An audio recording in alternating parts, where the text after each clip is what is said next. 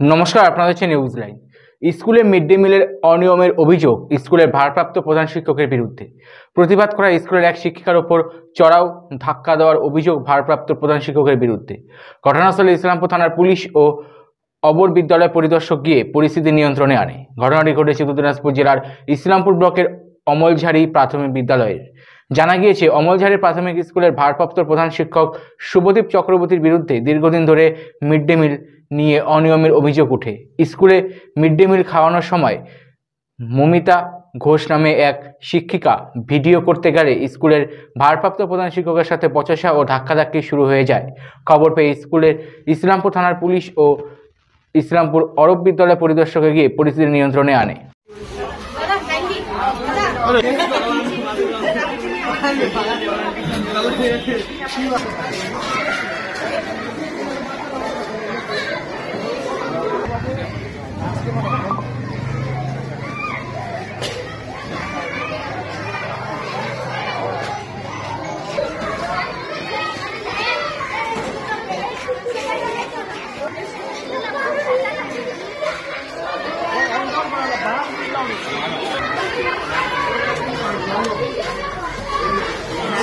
तो लोग कह रहे हैं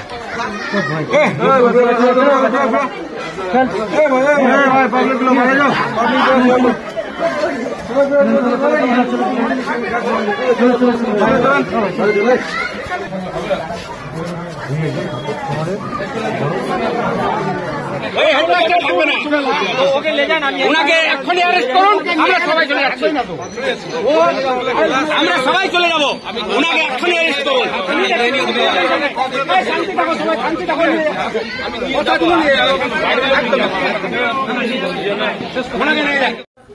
আজকে আমরা তো নিজের কাজে ব্যস্ত ছিলাম।